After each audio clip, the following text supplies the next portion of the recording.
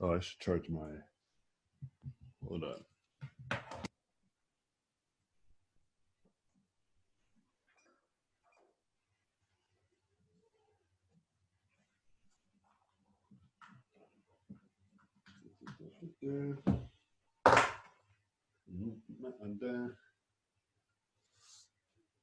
Hello.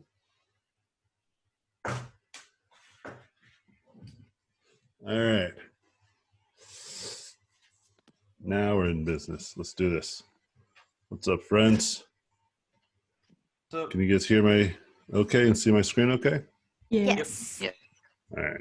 So as promised, I'm going to do a color painting too. Make it fun and exciting. So, questions. If you got questions, I got all the answers. Yep. Every single answer, I got them. Yeah, so I have like 2 quick technical questions. No, I don't have okay. questions that I can answer that are technical. So one is, have you ever had a problem with your artwork looking different at different monitors? The values? Oh yeah, sure.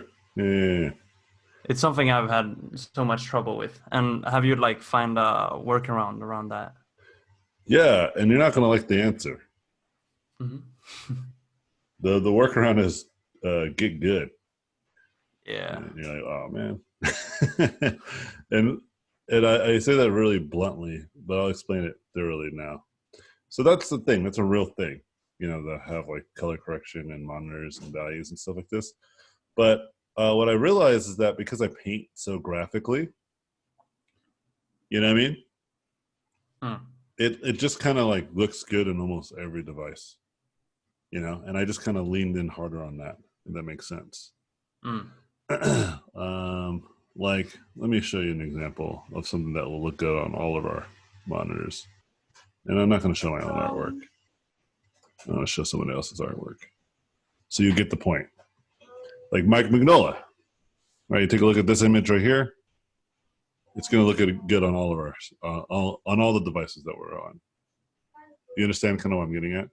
Mm-hmm. Now, maybe it's not the red that he had in mind, or the yellowish skin, or maybe we're getting different tints here and there, but the image will still have its impact.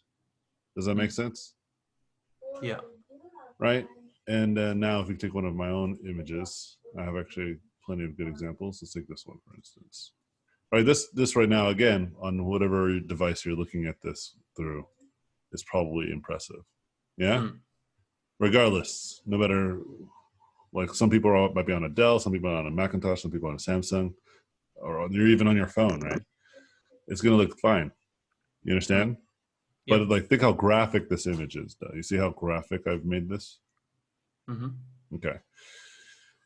And I'll just like simulate this thing of like, what if somebody has a little bit more a light, like the monitor is a little bit brighter, right? So there's no real blacks on their monitor.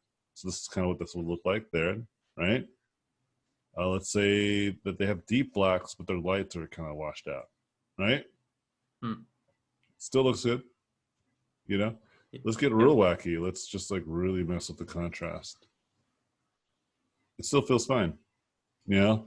Like I feel like it's a little too contrasty, obviously, but you see the general idea is there, you know?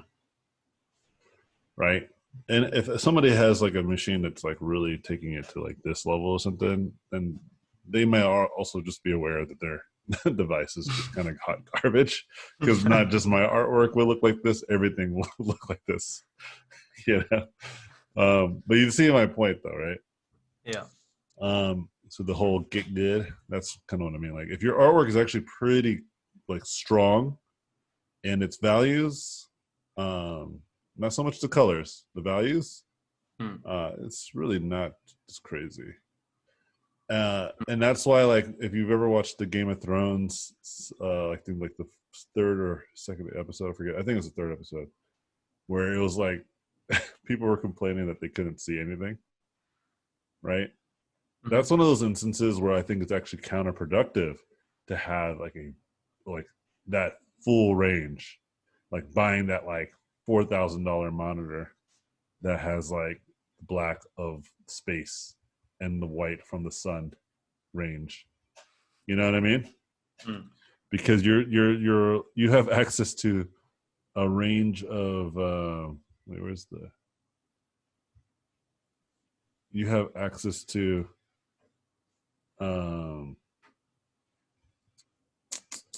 what's this? Where's my Photoshop? You have access to so many colors and the spectrum of values and lighting and all that good stuff that most people just don't have. You know what I mean? Mm-hmm.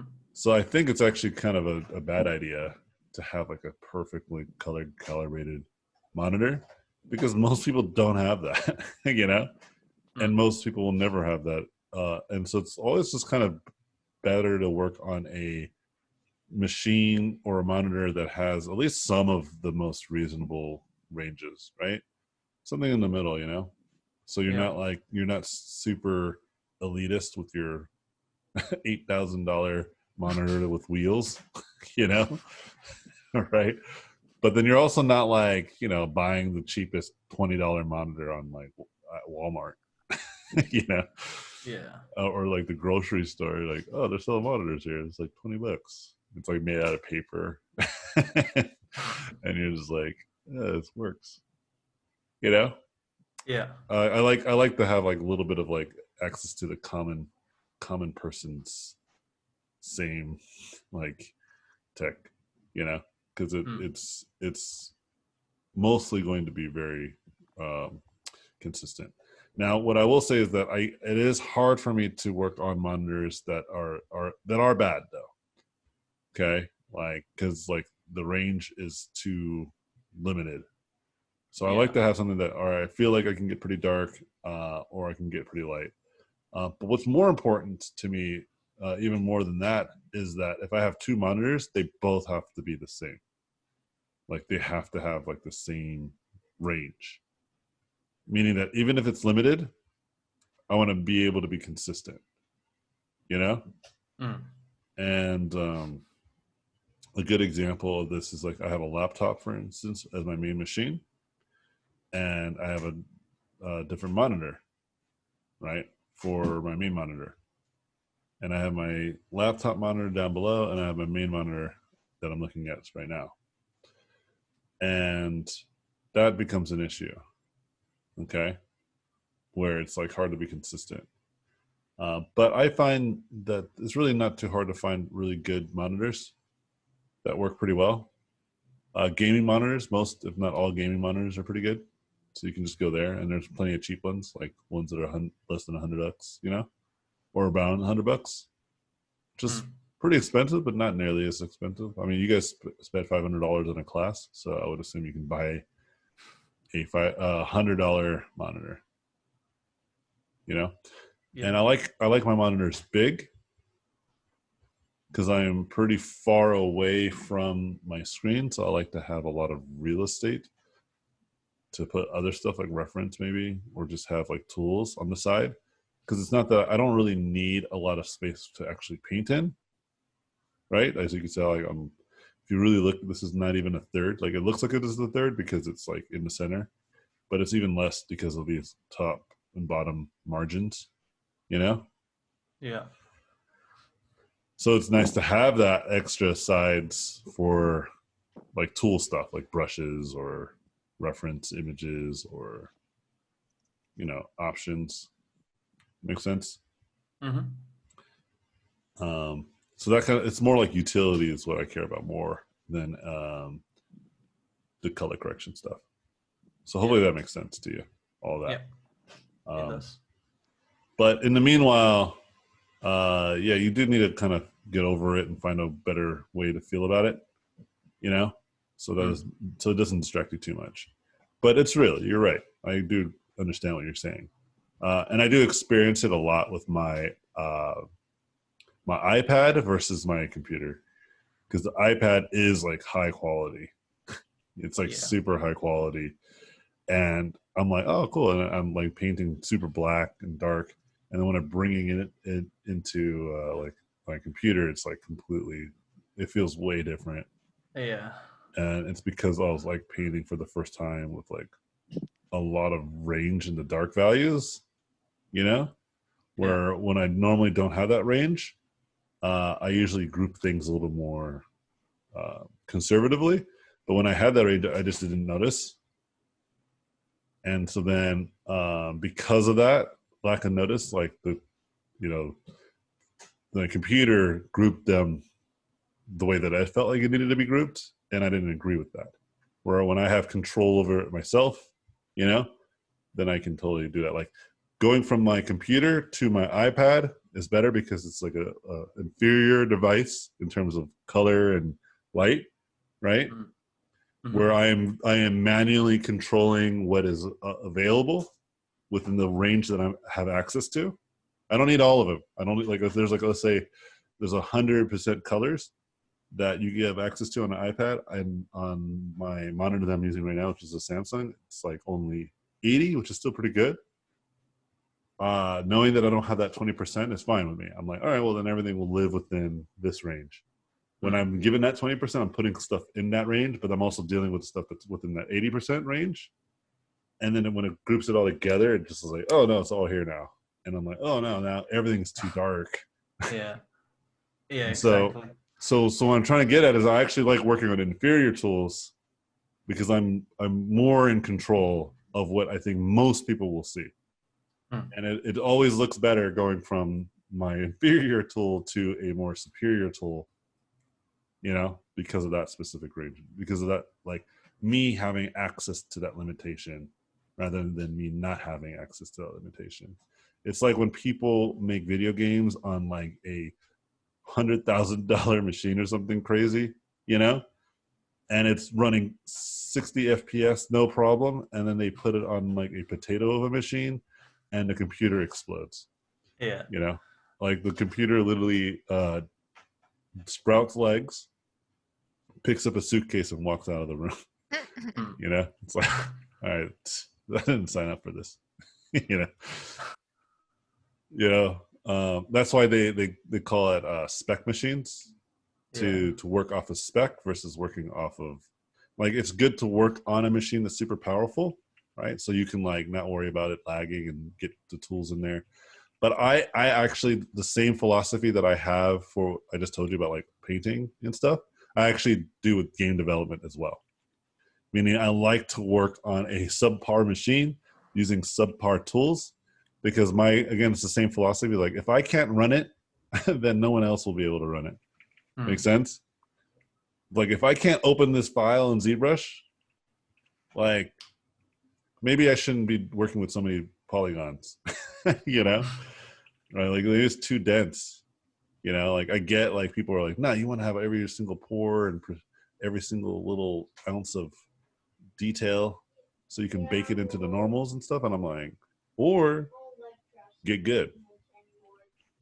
You know, like actually paint the detail into the normals in your preferred painting software, right? Like, let me show you an example real quick. And then we'll take some other questions. You hear my son in the background. He's in class too. He knows nothing. Beta testing period expired. You may buy the code. What are you talking about? I have the paid version. What? Oh, you better not F me, dude. I'm pissed. It's not even a. Yeah, you just pay one time. It's not even like a subscription, which, by the way, I disagree with. It shouldn't be.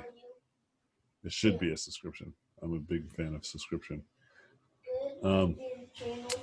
So you see something like this, like, you know, like getting all this detail and so that people will get like real. Oh no, what happened to my detail? All right, anyway, they'll do this, and then, you know, they'll look at really like, actually, I think I did it wrong. Presets is what I was looking for.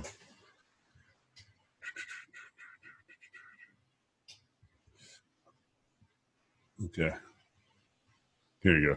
So they'll get like all this like nuanced detail, you know. But if you really zoom in, it's like all pixelated, you know. It's like low res 3D stuff, you know. So they're like, we need to like fire everything, and then they take it to like a couple million, which I probably shouldn't have done that because now it's like in a lag and probably affect zoom. Okay, so now they're like, yeah, now, but it's like, oh, but no, it's still pixelated when you're like, or at a microscopic level, and they just keep going and they just like get it to the point where it's like, you see what I'm getting? Like it's like so high res, you know, so that the detail can really read. But it's like detail. Like you're probably gonna see it mostly in this level, right, from this far. So this is fine. Like why are you going even lower? And what I tend to see is like the artists being artists. That's why that happens, you know. Where I'm like, you know, you could just probably just as easily just paint it in. So you take like this is like a paintable surface, right? So what I'm about to show you is basically the same process, but instead I'm going to paint it in. So this is actually flat. There's no actual geometry being affected. You know what I mean? Mm-hmm. Like it's all, you see how like it's like Nintendo 64 graphics in terms of the polygons, right? If you look at the wireframe from here, you see that? It's very low res. But this looks super detailed, you know? And so now it's just the resolution of your texture map rather than the resolution of your actual sculpt. So it's like, okay, so then when I'm sculpting, I'm focusing on the primary and secondary forms. Those are probably the most readable and most important things to think about. But this I save till this stage. And whenever I see sculptors, like their models have pores, like they're sculptors, they're zero sculpting. I'm like, do that in a painting software, you know? And they defend themselves like, no, it's important, man. It's part of the thing. And I know that you're just lying to yourself, dude. Because most people, like the layman person, looks at this, and you guys are looking at this right now. You guys are, yeah, that looks legit, you know. Yeah. And it's like it's about the end result, not about the process. Process is only what other artists care about. Okay, but most people who play or engage in the media that we create do not care about it. You know what I mean? Mm-hmm. And so, kind of long story short, right? The point I'm trying to get at ultimately is I like to work within the means that are reasonable. Like you can see, I stay zoomed out, right? And again, the reason is because I can see the full picture, right? Mm-hmm. I think always in the perspective of like the final results, not in what I think it should feel like when I'm making the painting. Like I should feel like I have total and utter control of every little aspect of it, to the point of like sacrifice, like the whole point of like why you paint from afar and why you start off with bigger forms. Like the whole idea is because it's faster. It's you get away from noodling too much, you know. Anyway, I'm gonna go ahead and take on another question because I think I answered that one already. Yeah. I have a Thank you. question. Yeah, go If for I it. can go next. So you are experienced with a lot of 3D programs just I from am. what you've been showing us. And so while you're looking for a job, or if you have, I guess whether you're looking for a job as a concept artist, how viable are just 2D art skills? Like Like do you need two D's, like having actual D, the letter D, yeah, because of the way you paused. yeah. Two D's. Yeah. uh, Yeah, I guess just like, do you need to know 3D is the concept no, art you or don't. knowing? You don't need to learn no 3D. But the point I would point to you is why not though? Like why Right. aren't you learning 3D? You know? Well, I am learning 3D, but I'm Okay, wondering, like, I'm spending also so much time developing my drawing skills. But then absolutely. if like if the industry is heading towards a 3D workflow, Uh-huh. then is number one, is it moving towards that direction, or and if it is, like, should I be spending like even more time developing my 3D So capabilities? so here's a piece of advice I'm going to give you. Oh, my ears are itchy. And you should just take this with you, and you should be able to understand kind of that this is the best way to think about your question, okay? And how you should think about answering questions like this in the future. Okay, you ready? So it's as simple as don't focus on the tool, okay, or the process, right, as the main driver of what makes you valuable in our industry. Okay. Focus it on what it is that you actually bring to the table in terms of ideas, in terms of the actual term concept, right? Okay. That is what's valuable. Now, if you think about that in the lens of your question, does having 3D skills affect your ability of ideas? Like, do you make ideas better with 3D or 2D? Or does it matter? Okay. I'm asking. It's not Are rhetorical. you asking me? Sorry. I know I do speak in a lot of rhetoricals, so it's not your fault. You're like, deep.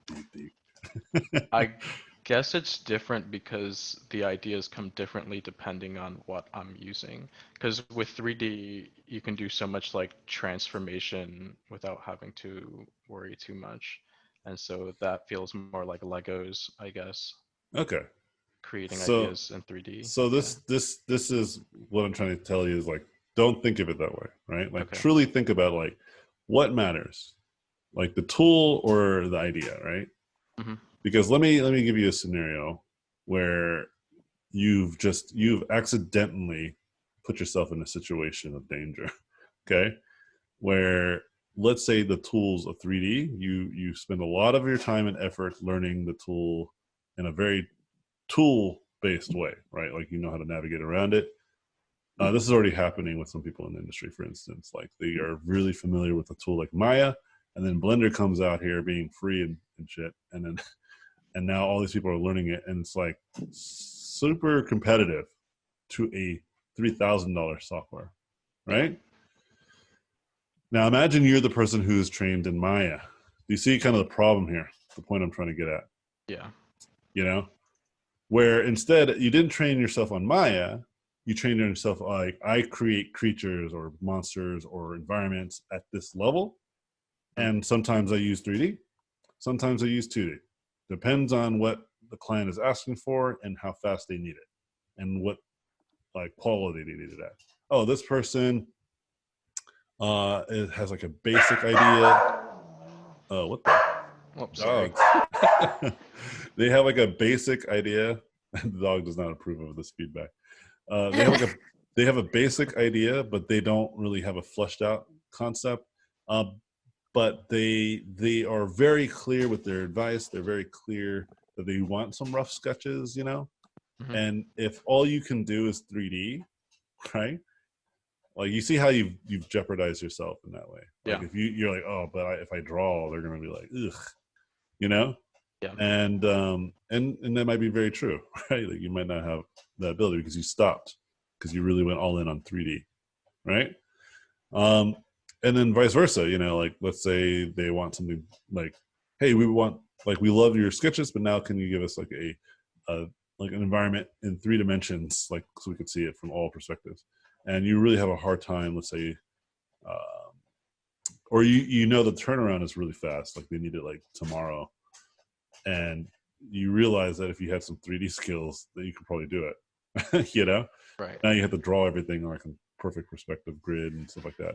And by the way, there are artists who do that still, right? But my point is, stop thinking of it as that's part of the job is to know 3D. Think of it more as it's another tool. Like you're building a hammer, or sorry, you're building a table, and all you have, you're like, oh, basically, you're building a table, and you're asking me, should I only use a hammer or should I use a screwdriver? Or I'm saying, just use both. You're building a table. That's what's more important. You get it? Yeah. And you're like, well, sometimes I can build a table better when I'm using a hammer. At other times when I use a screwdriver, it's a little bit more flexible. And I'm like, well, just learn both the hammer and the screwdriver and be able to build a table. And whenever, like, certain tables are certain, like, builds, you're right? Like, some tables, you just got to nail everything in, you know? And other times it's not. It's like an IKEA table. It's all about that screwdriver, Allen wrench, you know? Yeah. But if you have this perspective of thinking less about, like, oh, my tool, like, what's more important, right? And this is why you see a lot of times people, like, other instructors will give pushback on, like, it's not about the brush, you know, which is totally fair critique of, like, a student question. But I think the part that's missing from that critique as well is the realization that brushes do matter, right? Like, having certain brushes do make things easier, you know? But I think the fundamental point of why people get really discouraged with that question is because it makes it seem like it's like asking, like, a sprinter, like, what kind of shoes you wear, you know?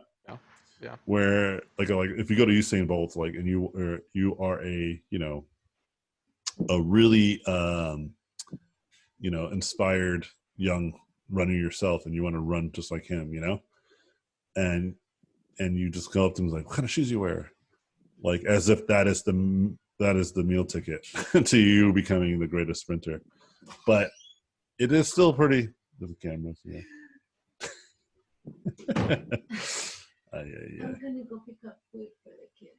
Okay. So, you know, if you guys see a little bit of hair, it's my wife. Oh, she looks like she's going in the closet. If you see the door close, hold on, you see it?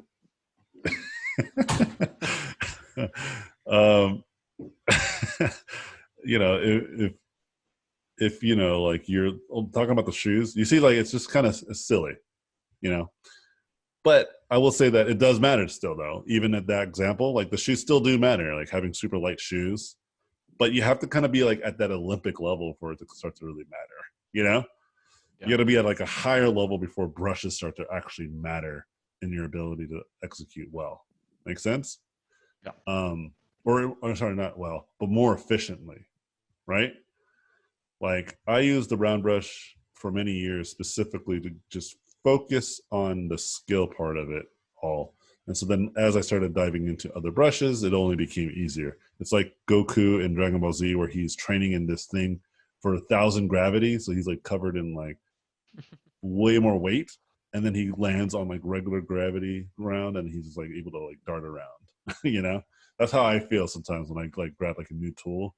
Like, when Blender, like, I was like, oh, what? This is dope. And so it's like, I'm, like, flying around, you know? Yeah. And then when I got into, like, 3D Coat, same thing happened. Now Unreal is starting to be like, yeah, you can just drop in 3D models in there and it should just work. That's just, like, more of the same, right? I'm like, Yeah. cool, That's dude. crazy. Yeah, like, if they're saying that, hey, you know, concept sculpts can just go right in, I'm like, all right, so then I've just replaced everyone who's only tool oriented. You see what I'm saying? Right. Yeah. Because they don't have the creative ability, idea generating ability that I do, right? I am Okay. very, like, I just came up with this design like that as I was answering questions, you know? Because this is my subconscious, is, like, being a good designer, right? Because I put a lot of time and training into that more than anything else. You know what I mean?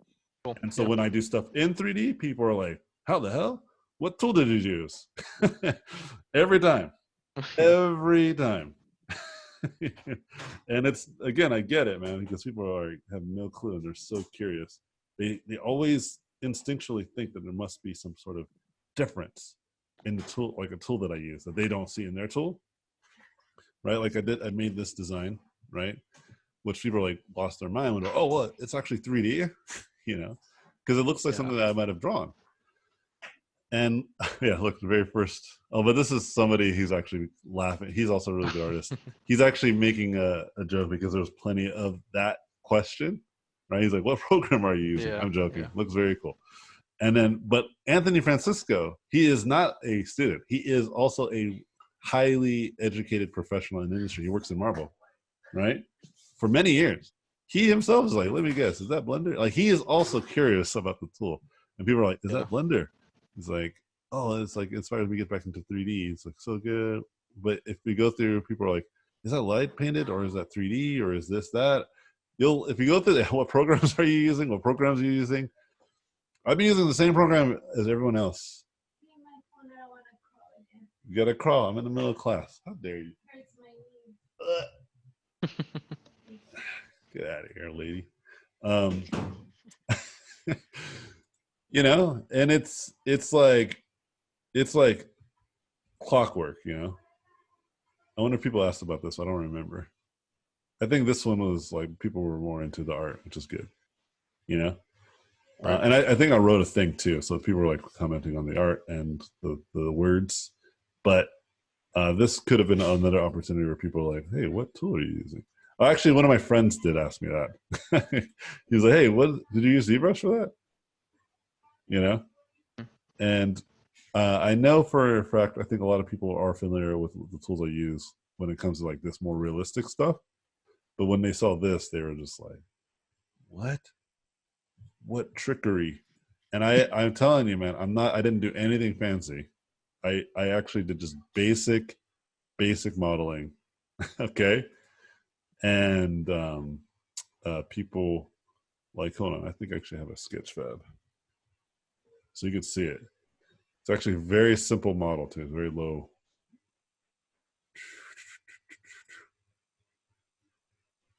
In fact, I have more plans to do some more of this stuff and stuff. Oh, nice. 25 likes. Moving up in life, dude. So this is 1,700 triangles, which is very low. So this is like genuinely low poly, right? So if you look at the wireframe, like that's the wireframe. And my objective here was to see how simple I can keep the model, you know, and then put all the effort into the actual art. And I found that making the model simple allowed me to really control how light would catch certain parts of the form, you know?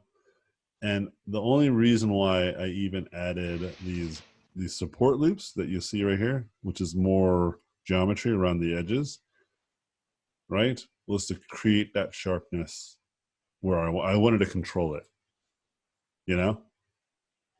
And if you look at this in the matte cap way, you can see what that would look like, right? So it's kind of like its own little cast study, you know what I mean? Right.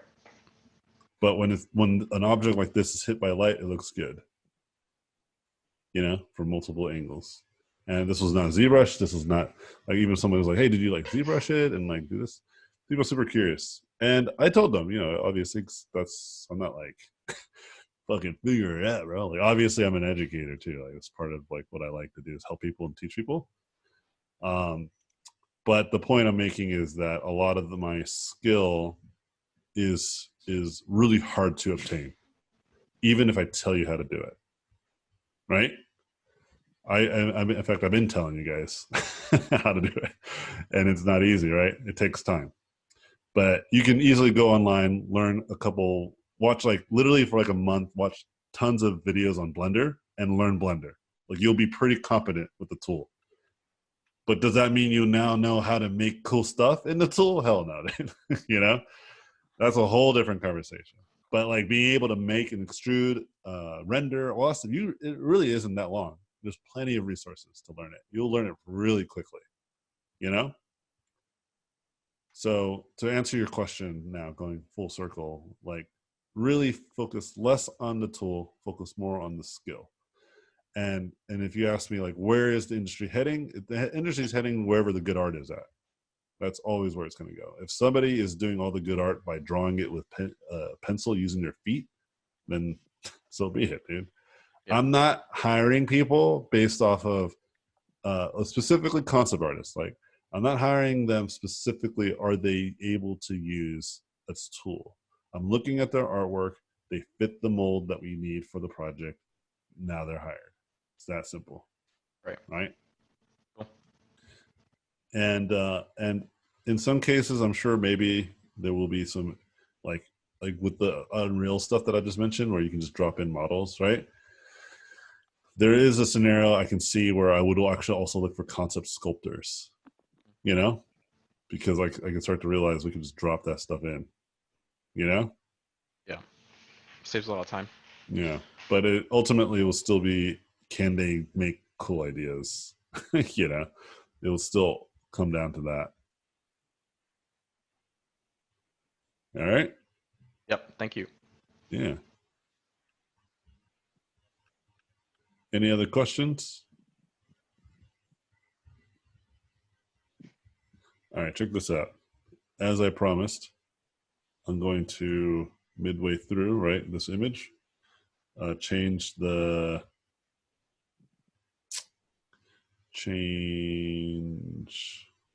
color of it. Midway through, right? See that? And still feels fine. Let's start from this color.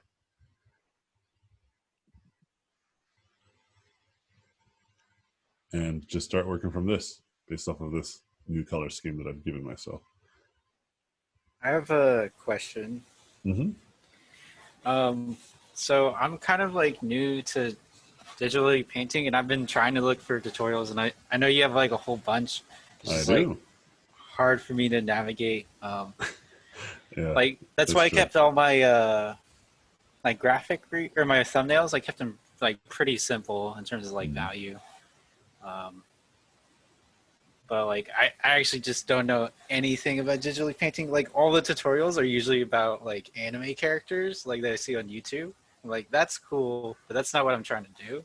Mm-hmm. There's actually plenty of that are not anime. I guess you're just not. You need to stop clicking the anime ones. Yeah. Okay. You're letting the algorithm tell you what you want to learn.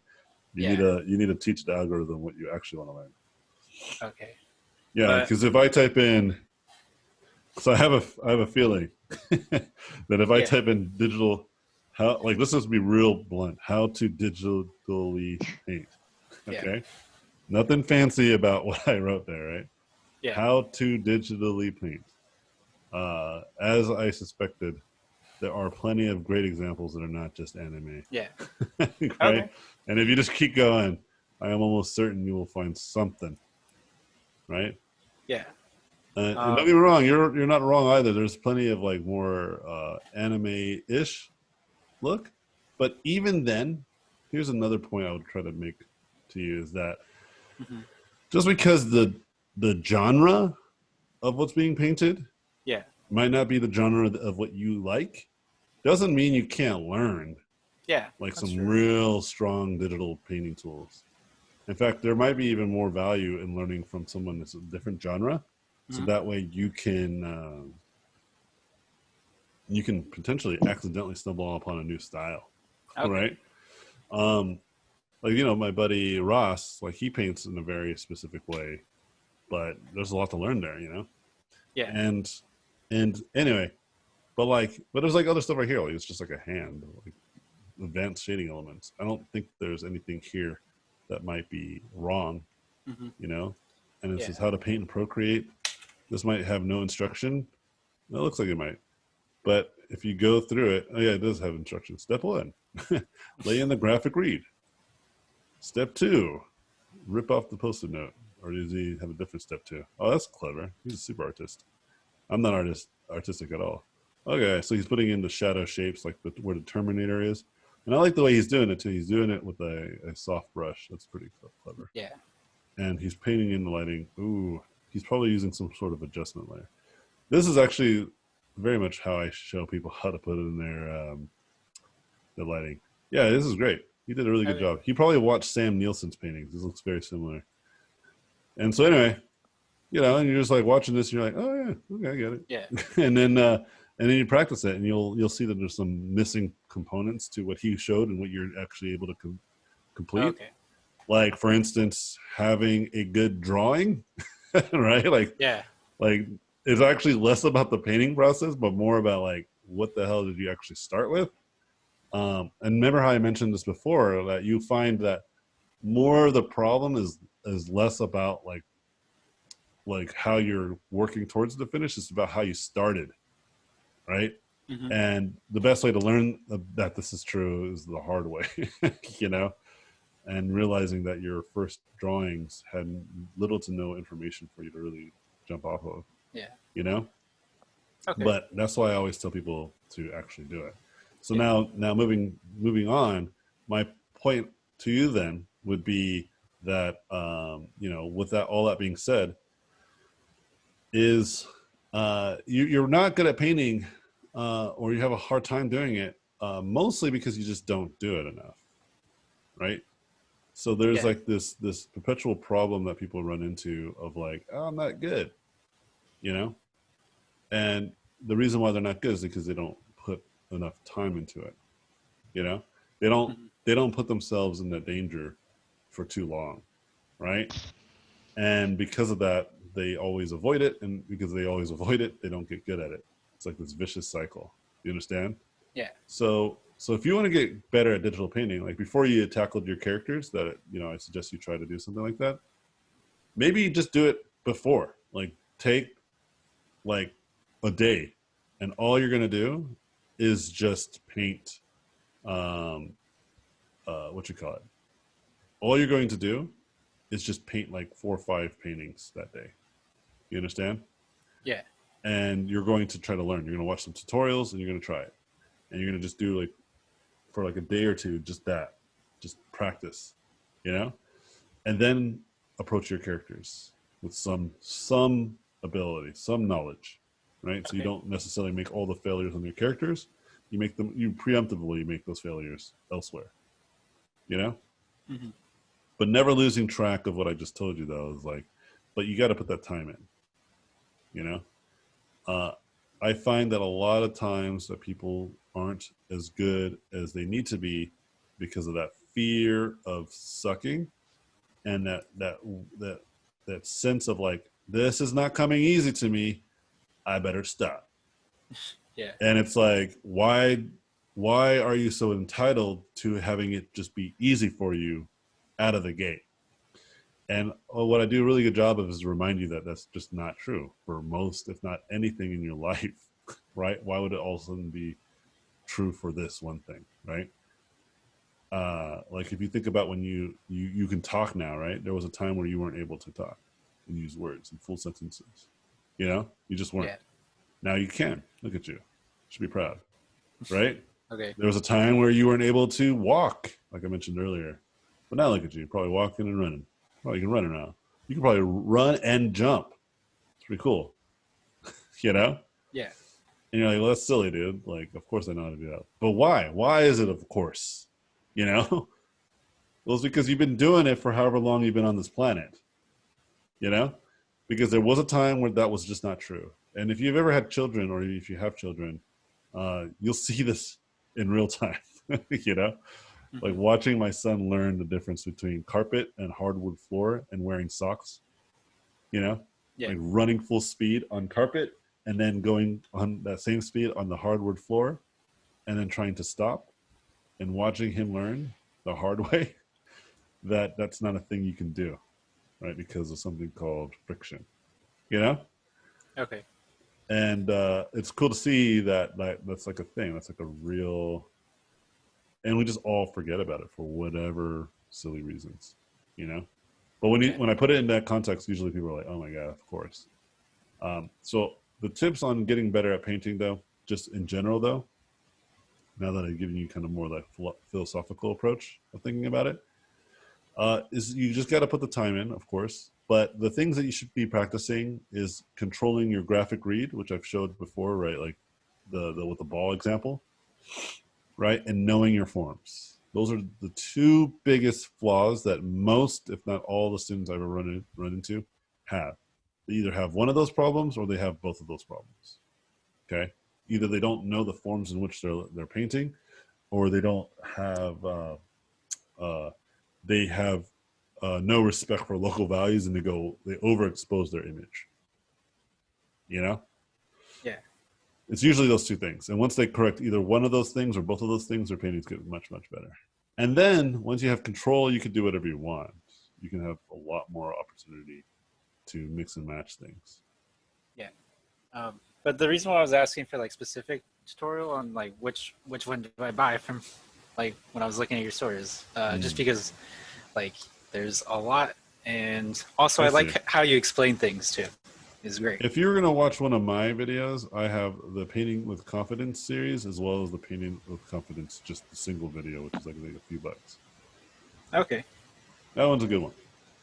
That one's like my most popular one too. Yeah, I'll check it out. I talk about painting very specifically, and what I will say about that too is that that video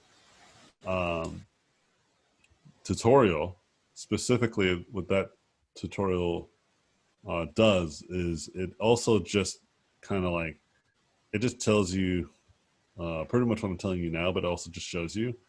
And I think it's really important to know when you're learning how to do a push-up properly versus like you still have to do push-ups. Okay. Okay. It's like it's very instructional for sure, but you still got to put that time in. And I will say this one last thing: don't just watch my tutorials. I trust that you're right. That maybe it makes more sense when I explain it. A lot of people feel this way, which is great. I'm glad that that's true. But I always try to tell people but I learned from a lot of different people. By watching tons of videos and tutorials. I still do. I was just talking about Blender right now, right? Like I watched like 5 dozen different sources on Blender.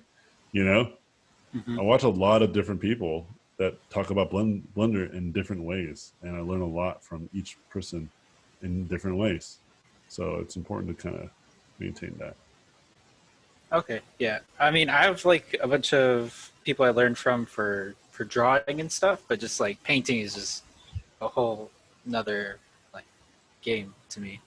Yeah, but it's funny. You just gave the answer too that I just said, right? You say, "Hey, I do it for drawing, but I don't do it for painting."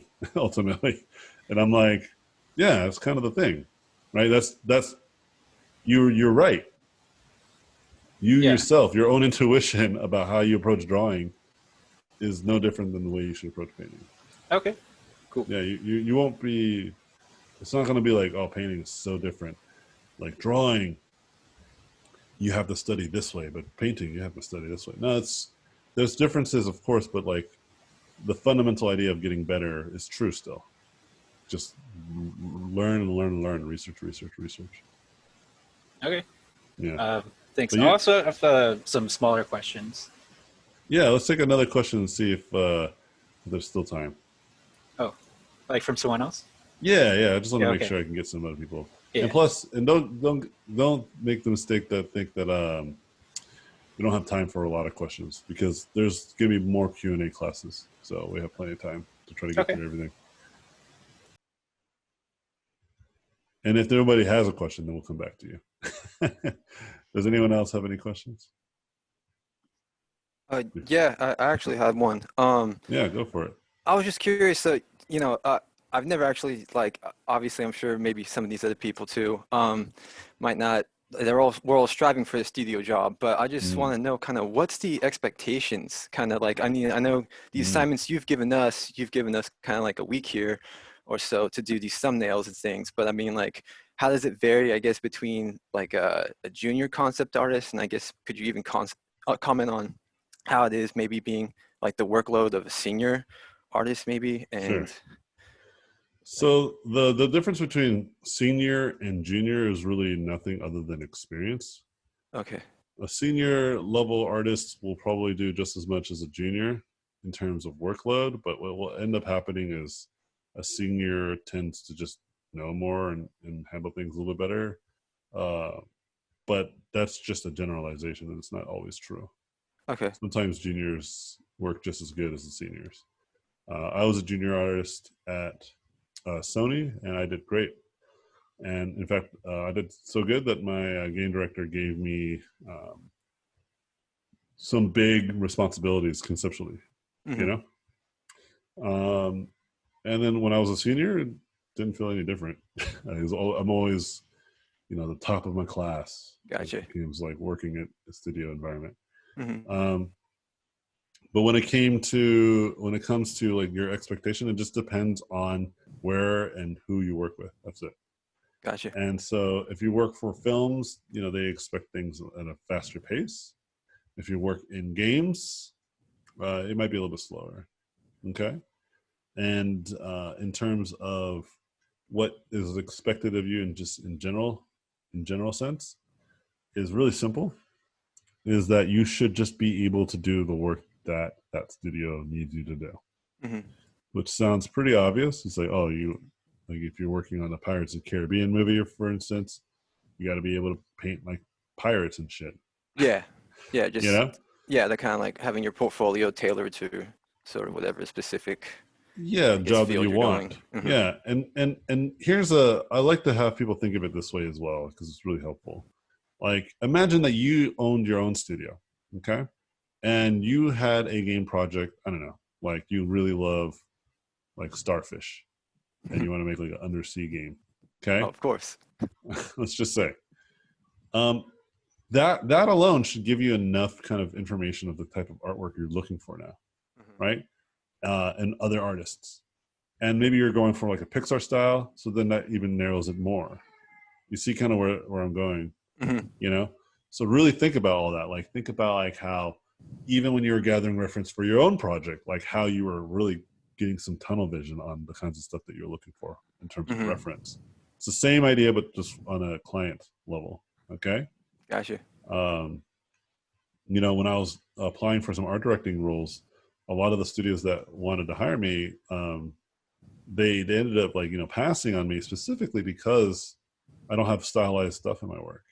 Mm. Even though I'm quite capable, I generally believe that that's just a missed opportunity on these Yeah. studios' part. And I'm not trying to be arrogant. I'm just like, No, I agree, man. I'm like, no, Your I can stuff do it. awesome. You guys actually don't realize, like, I actually prefer stylized artwork. I Mhm. just like in terms of my actual taste, like I actually like stylized art more than I like the kind of stuff that I actually do when it comes to drawing. You know, Mhm. like when I go to paper to pencil, I draw this more monstrous like stuff. But stylistically, I can adapt pretty easily, pretty Mhm. quickly. You know, Yeah. and I always tell people that like you know when I was in high school, I was in a band, and I used to play a lot of what you call it.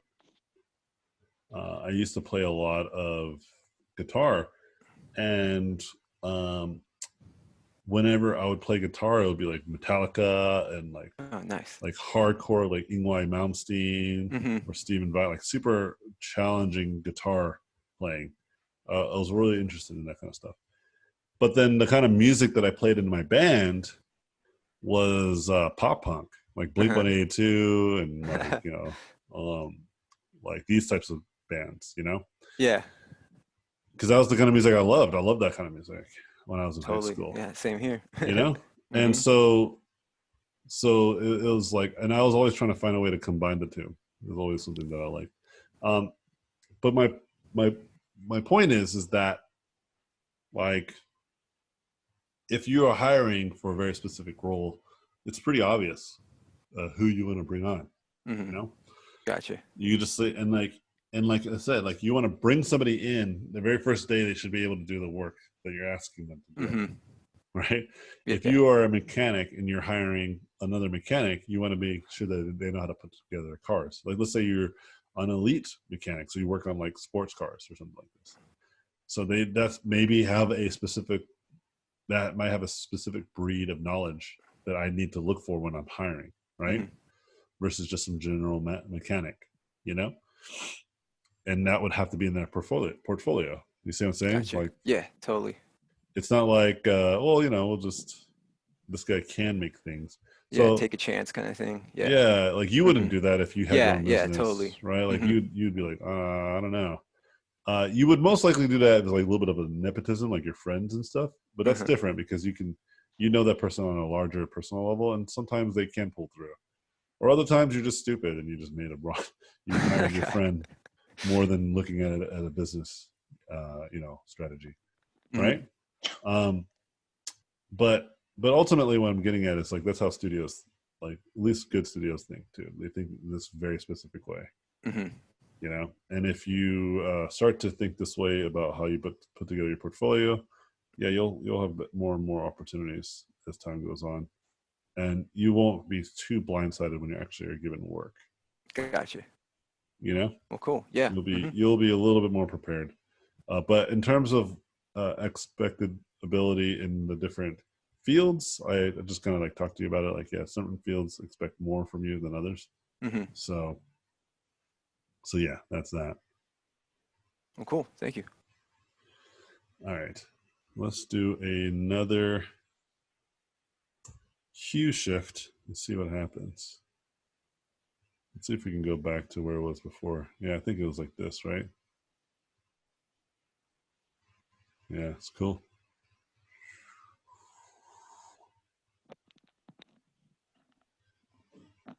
Yeah. I think this is where we started before. Yeah. Back to reality. But I think I prefer this one now. Right? And you can see kind of like how I just focused on values, but I was using colors instead. That's all. You understand? Like, I was thinking of values the whole time, but I was using colors. Like, I was thinking, I need to put like a darker value here, but I'll use a darker blue or a darker red. You know what I mean? That's how I thought about painting this whole thing the majority of the time. And I was on the fence about, should I paint like a really bright light to separate it from the background? But I was like, nah, I think this is kind of, I like how it's kind of like bleeding into the background a little bit. That's pretty cool. So anyway, I'm going to end it here though. I know some of you guys might have some other questions. Well, like I said, we'll have more Q&As. But you know what, like those quick questions you had earlier, yeah, if you want to ask them now, let's try it. Let's see if I can answer them quickly. If not, I'm gonna be like, oh no, we'll just wait the next time. Okay. Yeah, I got a new tablet. So I'm just for painting. Do you generally prefer a softer tip or softer like sensitivity on painting, or a more firm tip? I don't know. Just whatever the default is. Yeah, default is in the middle-ish. Okay, so then the middle-ish. Yeah. All right. Any other fast and quick questions? Yeah. Lightbox is this weekend, right? Yeah, I have a sketch group that we're going to be doing 12 to 4, both on Saturday and Sunday. If you go to my YouTube channel, you can hang out. Okay, cool. There's going to be like streams and stuff? Yeah, I'm going to be streaming. Yeah, for about 4 hours, roughly. Hanging out with people, doing some questioning and answering then as well. And doing probably multiple demos and probably some portfolio reviews through a lottery system. But yeah, should be good.